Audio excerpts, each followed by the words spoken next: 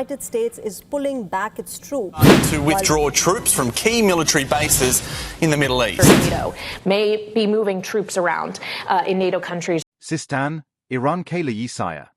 2:18 a.m. 36 Rangers, 4 target buildings, an estimated 43 enemy fighters. And one intelligence objective: seize the servers, recover the ledgers, and extract a live prisoner before 2:48 a.m. The village did not look like a fortress until the night erased everything except its hard edges. 11 mud brick buildings sat inside 2 adjoining compounds, each boxed in by walls between 8 and 10 feet high. 2 watch platforms overlooked the southern lane, 1 rooftop sentry point covered the animal pens, and a diesel generator rested beneath a corrugated lean-to near Building 3. Intelligence suggested the center structures held documents tied to a black market air defense network, a cache of storage drives, and 1 courier prisoner moved in after midnight. Night was chosen because daylight would have given the enemy distance, angles, and warning. In darkness, the village became a map of heat, shadow, and silence instead of roads and names. The defenders knew their walls, but the Rangers knew the pattern of movement inside them. That difference was the whole raid. The enemy inside CH-47 was not a mob. They carried AK pattern rifles, PKM machine guns, RPG tubes stacked under blankets, and old recoilless launchers hidden behind grain bins. Some were local guards, some were foreign fighters, and some were men paid only to keep the wrong people out until dawn. None of them owned the dark the way they thought they did. From above, the camp was uneven and ugly, more maze than village. Building 1 stood nearest the inner court with its door facing west. Buildings 2 and 3 shared a narrow wall and a shaded alley that disappeared into the livestock enclosure.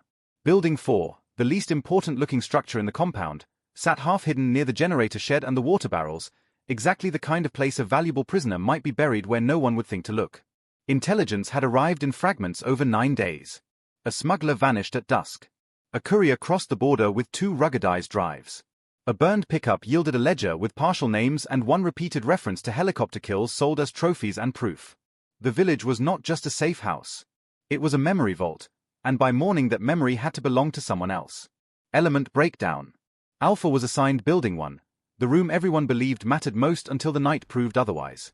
They carried suppressed 18 Malawian Quachar CQBR carbines, NVG-mounted helmets, and flashbangs clipped where gloved hands could find them by feel alone.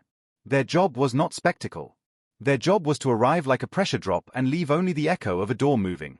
Bravo drew Buildings 2 and 3, the pair that held the alley, the generator, and the camp's bad habit of hiding extra men in overlooked corners.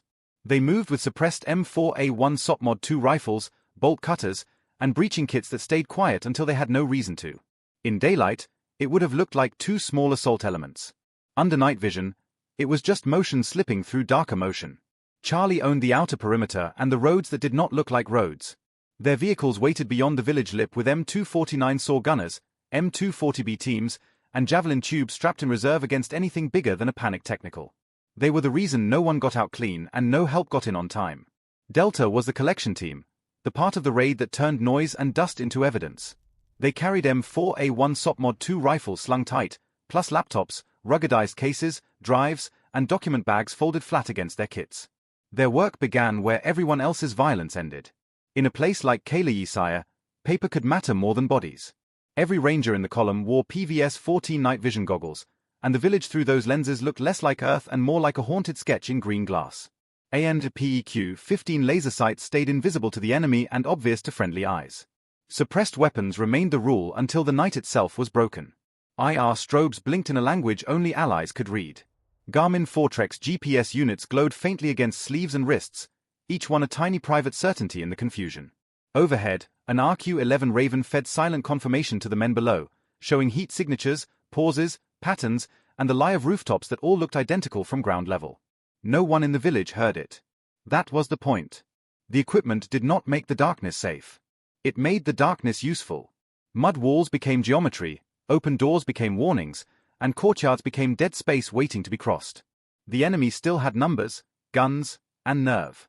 The Rangers had timing, vision, and 30 minutes before dawn made everything equal again at T218. The Raven settled into its final orbit above CH-47, quiet enough to be mistaken for distance itself. Through its feed, the village appeared calm in the way an animal appears calm just before it bolts. 3 armed figures moved between buildings 2 and 3.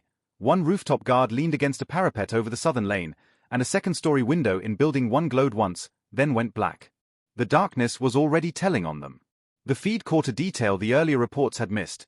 Building 4 was warmer than it should have been. Not bright, not active, just wrong in the measured way that makes veteran men stop trusting the obvious answer. 2 heat signatures remained still behind its inner wall while other figures crossed the main compound in loose, tired patterns. The least important building had suddenly become a question. 2 minutes into the raid, the village changed rhythm without knowing it was being watched. A runner crossed from the animal pen to Building 3 carrying something long and wrapped. A door opened in Building 2 just long enough for cigarette light to flare and vanish. No alarm sounded, no one looked skyward, and still the Rangers knew the camp was awake in pockets. They would not have a second chance to catch it half asleep. At 2:21, the final confirmation came. Building 1 held electronics and at least 1 radio stack. Building 3 housed more armed men than expected. Building 4 concealed either a prisoner or something the enemy wanted to keep breathing. The Raven transmitted the pattern, and below, in the black beyond the walls, the Rangers began to move. At 2:22, the first line of Rangers left the dead ground north of the village and slipped toward the outer walls without a spoken word. Under PVS-14s, the terrain was a wash of pale dirt, thorn shadows, and broken irrigation lines shining like scars. Boots found the earth softly. The village heard nothing because there was almost nothing to hear. Alpha drifted toward Building 1 as if the wall itself were drawing them in. Bravo split around the alley spine that connected Buildings 2 and 3. Charlie widened into the dark margins beyond the roads, turning open approaches into traps no one inside could see. Delta followed behind the first surge, carrying empty bags for a harvest not yet taken. The first rooftop sentry looked in exactly the wrong direction. Through green glass, he was a grey cutout against the sky, all outline and no awareness.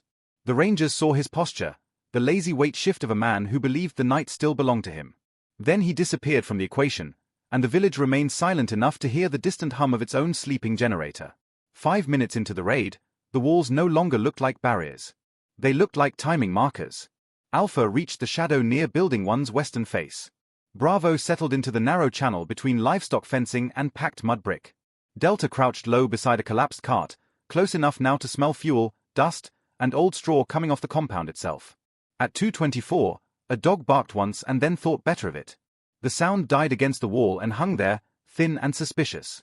No one in the camp reacted quickly enough to matter. The Rangers kept moving, and the dog, like the men inside the buildings, understood danger 1 heartbeat too late. At 2:25, the world narrowed to doors, corners, and the luminous pulse of friendly IR strobes. The night vision image shimmered every time someone crossed open ground, turning motion into a ghostly blur and then back into shape. This was the last moment the village still resembled a place. In seconds, it would become an event. At 2:26, 3 buildings were struck at once, not with noise first but with certainty. One entrance gave way in a cough of dust. Another swung inward with a suddenness that erased the room beyond into black. A third seemed to open on its own, as if the village had started surrendering its secrets from fear alone. Alpha entered Building 1 under the green wash of NVGs, every surface flattened into hard contrast. Filing cabinets looked like standing coffins. A radio table glimmered with dim indicators and then vanished under moving shadows. Somewhere inside, a chair overturned, and the sound felt louder than it was because the room had expected no one. Bravo hit Buildings 2 and 3 as one act split in half. The alley between them became a vein of darkness pulsing with bodies, gear, and brief bursts of movement too fast to interpret from inside. The enemy had walls. The Rangers had simultaneity. That was the difference between being attacked and understanding, far too late, that everything important was already happening at once. The first complication arrived without gunfire. The generator kicked alive. The whole southern side of CH-47 snapped into a dirty amber glow. Bulbs over the courtyard ignited, shadows leaped across walls, and dust in the air turned suddenly visible. For the defenders, it felt like clarity. For the Rangers, it was just a change of lighting. 7 minutes into the raid, the glow from the generator threatened to flatten the darkness into chaos. Friendly IR strobes flashed through the confusion, carving identification back out of the glare.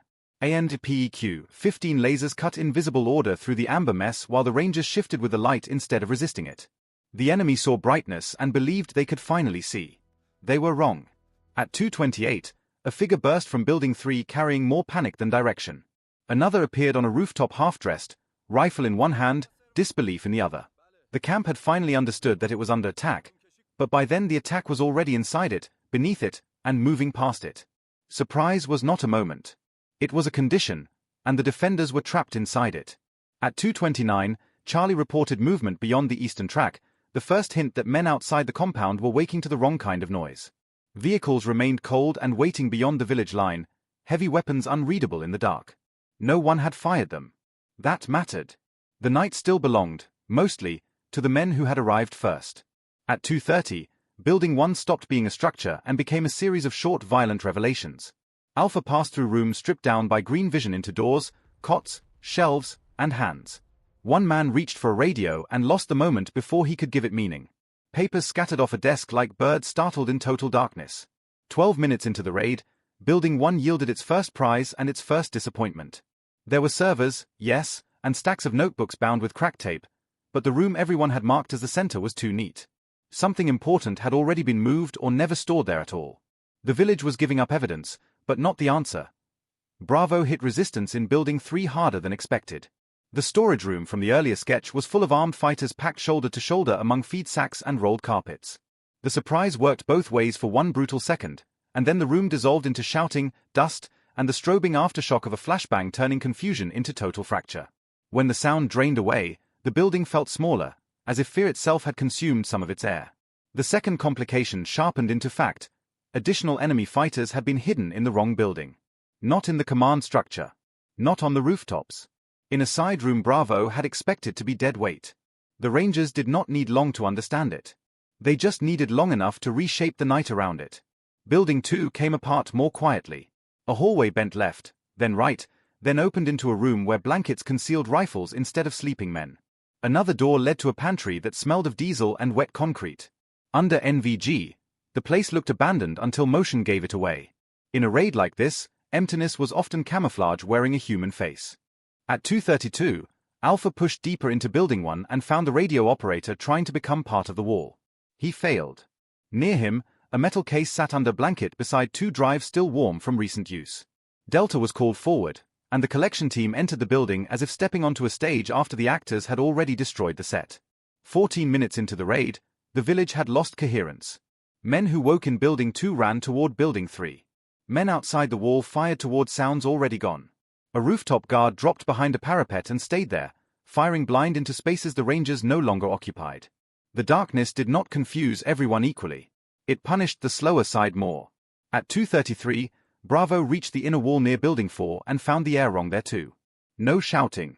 No movement. Just the faint rectangle of a sealed room behind an outer partition and the kind of stillness that feels deliberate. The least important building in the compound had gone from suspicion to certainty.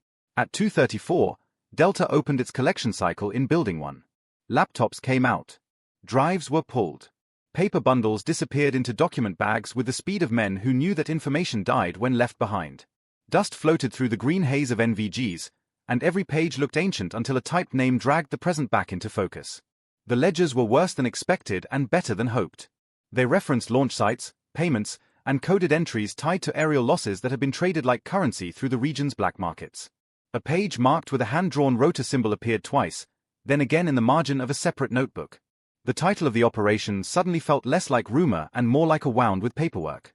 Bravo breached the inner room of Building 4 and found the third complication waiting in stillness. The prisoner was there, bound to a chair, head covered, and wired into the room badly enough to stop everyone cold. Around him sat fuel cans, old wires, and one improvised threat built as much for fear as for destruction. The building had been dressed to punish haste. 17 minutes into the raid, the room in Building 4 held more tension than the firefights outside. A ranger's gloved hand froze in midair.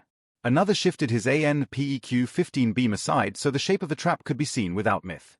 Then the team settled into that hard professional quiet that looks almost calm to anyone who has never had to earn it. At 2:36, the trap was isolated and stripped of its authority. No grand flourish, no dramatic countdown, just careful hands, clipped movements, and the refusal to let a desperate room dictate the ending. The prisoner fought when the hood came off, blinking into green figures he could not understand. It took seconds to secure him and much longer for the building to stop feeling like it wanted to explode from spite. Outside, Charlie tightened the perimeter as scattered defenders began to realize what had been taken from them. A burst of fire ripped across the eastern track from somewhere beyond the wall. The M249 SAW answered with weight, the M240B with certainty, and the dark space outside the compound suddenly became unwelcoming in every direction. No one rushed the village again with conviction after that. At 2:37, Delta found the final data cache under loose flooring in Building 1, a hiding place both crude and effective until the night turned against its owners. More drives. More lists. One sealed envelope carrying names that mattered because they connected border smugglers to something far larger than a village militia. The raid was no longer about one compound. It was about the chain behind it. 19 minutes into the raid, the prisoner finally stopped fighting and started listening. He stared through the blur of the hood's removal, seeing only silhouettes, IR strobes, and weapons that made no sense in the broken light from the generator. He did not know whether the men around him were soldiers, ghosts, or some revenge the night had delivered personally. That uncertainty helped more than any threat could have. A secondary sweep of Building 3 turned up bundled launch tubes and ammunition crates hidden beneath animal feed. The camp had not just archived violence. It had warehoused it. Delta tagged what could be carried, documented what could not, and moved on. The deadline was no longer approaching. It was inside the compound with them. The generator coughed again and surged brighter, throwing long hostile shadows across the courtyard. For a second the whole village looked theatrical, every wall outlined, every doorway turned into a frame. Then one ranger cut the power at the shed, and darkness rushed back in like a tide reclaiming the shore. The defenders lost the lights. The rangers got their world back. Alpha reported Buildings 1 and 2 clear enough for departure. Bravo confirmed Building 4 secure with the prisoner in custody. Delta sealed the last evidence bags and carried out 2 hardened cases that mattered more than they looked. The objective had changed shape inside the raid, but it had been found. At 2:41, the compound began to empty the same way it had been entered, fast, controlled, and almost impossible to track in real time. The prisoner moved in the center of the formation, wrists secured, hood replaced, feet stumbling over thresholds and broken plaster. Around him, the rangers folded back through the dark lanes as if the night itself were erasing their outlines. 23 minutes into the raid, men still inside the village were firing toward old positions. A rooftop guard loosed rounds into a courtyard already abandoned. Someone in the alley near Building 3 shouted for help from people no longer there. The most brutal part of the operation was not the contact. It was the lag between reality and the enemy's understanding of it. At 2:42, Charlie's vehicles shifted from shadow to presence beyond the eastern lip of the village. Their silhouettes were blunt, patient, and final.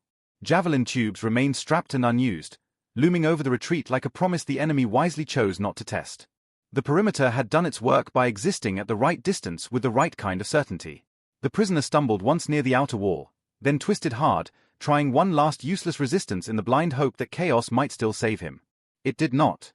He was steadied, secured tighter, and pulled back into motion while the column kept flowing. The Rangers did not stop for drama. They did not need to. The first evidence cases crossed the line of departure. Delta checked the bags by touch rather than sight, counting hard edges, cables, notebooks, and drives in the black. Every recovered item felt heavier now that it had survived the compound. Information only became real once it started moving away from the men who would kill to keep it. 25 minutes into the raid, the village had fully awakened to its own defeat. Women shouted from behind inner doors. Fighters yelled contradictions across courtyards. A wounded man in Building 3 called for a commander who was either dead, fled, or buried under the same confusion as everyone else. The camp was loud now, but loud did not mean dangerous in the way it had hoped. The Raven still circled above, watching the whole scene flatten into aftermath. Heat signatures scattered. Some men ran south. Others remained inside the buildings as if walls could still reverse time. From the sky, the raid looked less like battle and more like subtraction. The route out crossed a dry wash where the ground opened into a ribbon of colder air and softer steps. Under NVG, the wash glowed pale and directionless, one more empty place made useful by men who had planned for emptiness.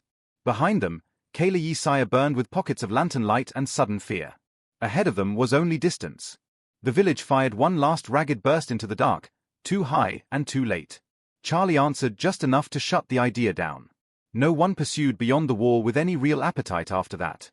The defenders had finally learned the shape of the force that had struck them, and the lesson came with no opportunity to act on it. 27 minutes into the raid, dawn was still below the horizon but no longer abstract. The eastern edge of the sky had begun the slow betrayal that comes before first light, when black turns to charcoal and every secret starts losing contrast.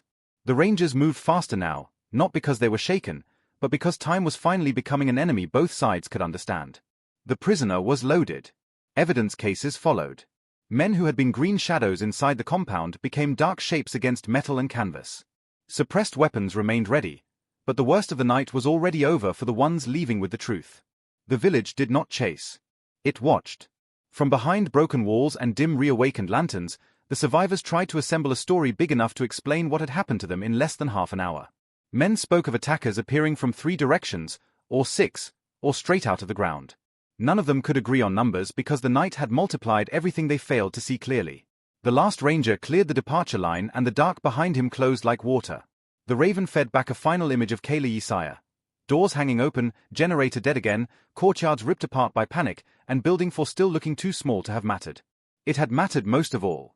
29 minutes into the raid, the operation existed in 2 places at once. On the ground, it was already over, leaving only dust, shouting, and empty rooms.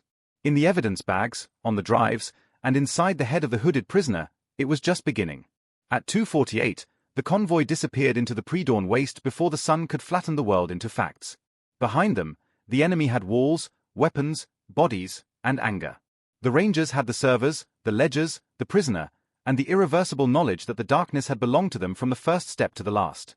By sunrise, the village would invent courage for itself. It would claim the attackers came in numbers too large to resist, or with firepower too overwhelming to survive, or with luck so impossible no preparation could matter. But the truth was meaner than that. The truth was that the camp had been studied, entered, divided, emptied, and abandoned before most of its defenders fully understood they had been found. This is what made the raid feel supernatural to the men left behind. Not speed alone. Not silence alone. Not the flash of amber bulbs or the pulse of invisible strobes or the green phantom glow of NVGs that turned humans into moving outlines. It was the theft of sequence. The enemy did not experience warning, response, and defense in that order. They experienced consequence first and explanation too late. And that is why Kayla lived on after the gunfire not as a battle, but as a night no one inside could describe the same way twice. Building 1 had been the heart until it wasn't. Building 3 had been storage until it became a trap full of men. Building 4 had been nothing until the whole operation bent around it. The generator had briefly given everyone light and then delivered only silhouette, confusion, and targets. The Rangers were gone before dawn could make witnesses of the hills. Gone before the camp could count its losses correctly. Gone before the ledgers could be hidden again or the prisoner silenced permanently or the drive smashed under desperate boot. They came as if darkness had carried them in its hands, and they left the same way, taking proof with them. Somewhere far from the village, under hard lamps and colder questions, the servers would be opened. The notebooks would be flattened. The names next to rota symbols, payment columns, and launch references would stop being rumor and start becoming evidence. The hooded prisoner would discover that survival had only moved him from one kind of night into another. And in Kayla, men would still be standing in the courtyards by first light, staring at open doors and trying to understand how the dark betrayed them so completely.